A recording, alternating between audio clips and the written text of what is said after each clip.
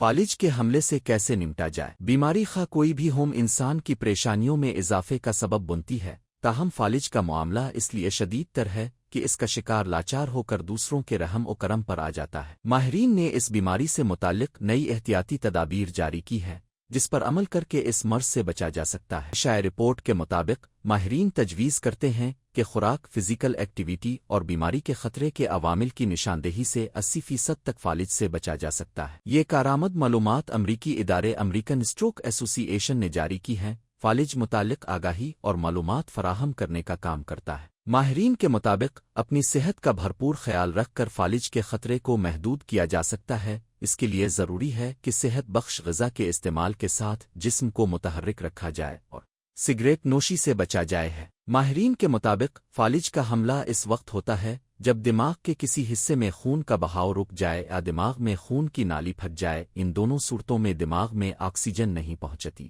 یہی وجہ ہے کہ اس سے دماغ کو نقصان پہنچتا ہے۔ فالج کی وجہ سے سوچنے، سمجھنے، بولنے اور چلنے میں دشواری کے ساتھ ساتھ موت بھی واقع ہو سکتی ہے۔ رپورٹ کے مطابق high cholesterol, high blood sugar اور موٹاپا ایسے عوامل ہیں جن پر قابو پانے سے آپ فالج کے خطرے سے بھی بچ سکتے ہیں۔